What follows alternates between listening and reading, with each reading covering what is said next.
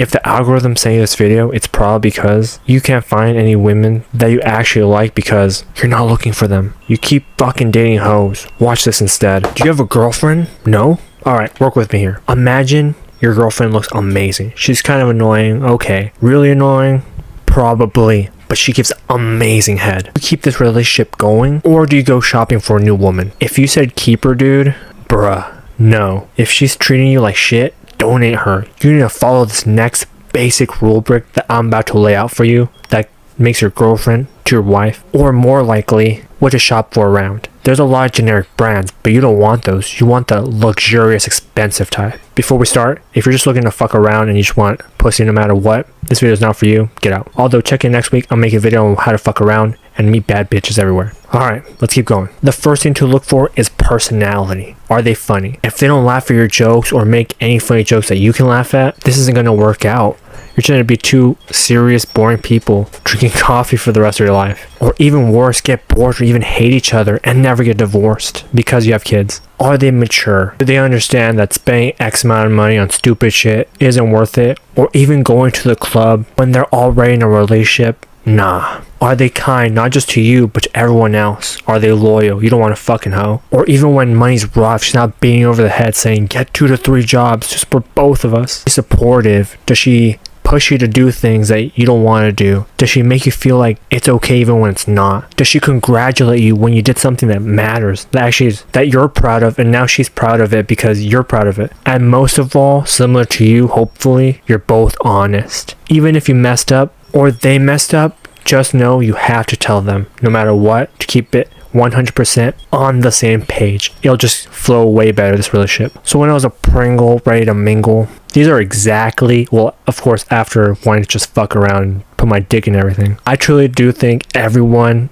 that wants to fuck around should fuck around before we get into any of this relationship shit. Because then you just feel that you fucked around enough, you feel like a hoe, but now you're ready to just relax, take it easy. You've experienced that life already, you're ready to give it up. So I was shopping everywhere. Dating apps, cold approach, friends. You can think of it, I did it. And just to find the person is the person I think I can fuck every day without getting bored. And that's truly how you know you found happiness. That's why I think it's detrimental to watch the video I put out, how to stop giving a fuck about everyone around you. And if you watched that video already, let me know in the comment section below. You're badass. I'm not gonna bullshit you. This process can take a whole year because you're filtering out all these girls. Or you don't have enough girls, so you're very limited in your options, which you're gonna have to watch my video on how to find all these bitches. Aside from the amazing personality, you can add, but you cannot subtract any of these things. If you add, just know your bar is going to be set much higher, and the process can take many years. The next thing is obvious: looks. Make sure you like the way they look. There's only 2 questions you gotta ask yourself. Does she look amazing to you? Fuck what everyone else says or what the beauty standard is. If she looks amazing to you, and question 2, do you want to fuck her every day? That's what matters. And I get it, some of you say, looks fade and it doesn't matter in the future. Look, fair enough. You won't want to approach them, and even worse, you won't want to talk to them if you think they're ugly. I'm bringing this from experience. I have 0 ugly friends at all. I mean, scratch that. I mean, girls I'm talking to, they're ugly. I mean, the boys, yeah, they're pretty ugly. That's why you need that contrast. Look, I used to think it was a bad thing to only talk to girls that I want to fuck. And at first, you're going to have to talk to just anyone to gain that social skill. Had tons of social anxiety, had to get over it, and then I became the way I am now. And once you start talking to 1 or 2 people you find really attractive, then you can talk to as many, and then that's all you want to keep talking to. But remember, friendships or relationship, it's a two-way thing. If you're giving more than she is or he is, it's not worth it. Cut that fucking bitch off. 3 is hobbies. You don't want them every day in the house, all day, all night, no job. A girl with a job is mandatory. I'm talking about after work. They need passion in their life besides what they do for work, because they'll just be bitching, ripping your ear off, talking about blah, blah, blah, blah, blah. You do not want that. So make sure you know what type of hobbies they have, whether you like those hobbies, or at least can be okay with her having that. Because again, non-negotiable, you're gonna have to return it. Some of the best hobbies for her to have is fitness, yoga, Pilates. Keeps her healthy, looking good, staying useful, and being ready to take in that giant cack. Aside from that, cooking, baking, self-explanatory. You want a girl who can cook.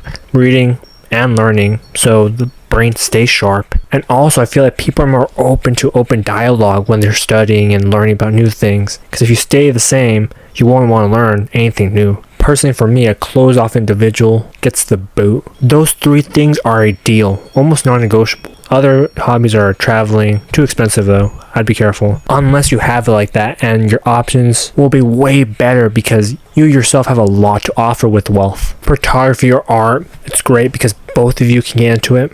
Excellent choice. Gardening, they know how to do some shit around the house. Or even learning new languages, which is a plus for you because they can translate depending on what place you are in the world. Let me tell you a story. Unfortunately, the chickadee doesn't have most of these hobbies that I really appreciate, but not a deal breaker for me. But I get it. She's not superhuman. She can have a job and 5 of these things. She likes fitness, of course, because for me, that was a non-negotiable. You gotta look bad. And getting a big butt in the gym, easy work, as long as you work hard at it. And the other side, oh my gosh. Some things you have to sacrifice.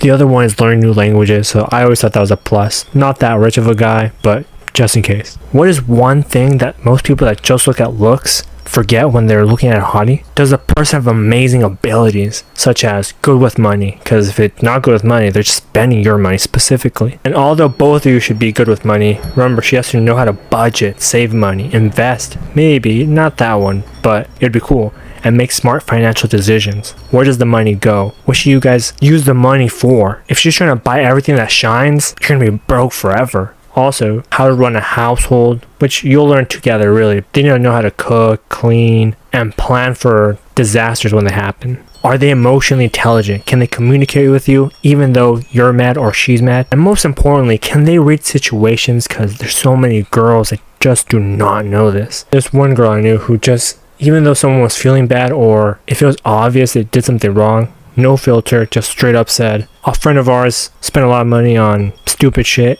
And she said, well, now you're broke. What are you going to do about it? You should think twice before buying shit, which fairly, it's true. But you don't say that right when they come over with the most expensive shit and they start crying about how they have an addiction. I hit her with the boot. I couldn't keep her. And plus, it was a big argument just in that itself. Moving on. Is she self-disciplined? When she says she's going to do something, she actually does it. Doesn't give a million excuses on why she didn't do something. Is she good at maintaining stress? Because if she gets stressed too fast and she lashes out on you specifically, you're going to have a bad day.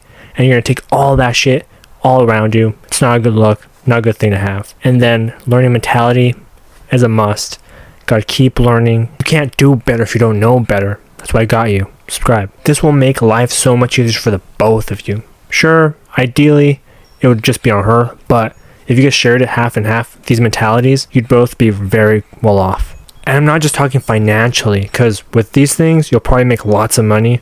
And on top of that, stress-wise, you won't feel anything because you're both on top of your game. It's amazing. But you just gotta find that person. That's why you need to find a 10 out of 10 and no less. Similar to video games, you might like a character because they look fucking hot as hell. Or you might like the character's personality, but eventually, there will definitely be power creep, outdone. They will not be usable in your team anymore. But if you find a 10 out of 10, I'm sure they'll degrade. But by that time, you've had an amazing run, and you don't care because you've been together for such a long time. You build that connection. And that's what truly is valuable. You need to get to that position. Once you're there, you're not looking around, seeing what's new, what's better than what you have. Because unless she's willing to be in a harem, it's not going to go well. And similar to what I said, that'll just cause more and more stress. You don't need that. You're rich monetarily and spiritually and hopefully physically. If not, I'll make a separate video on that. If that's interesting to anyone at all, leave a comment down below. And if 10 people say yes, I'll make it. Just know, don't be the guy who doesn't check for this because she's hot, she's 10 out of 10. Guess what, buddy?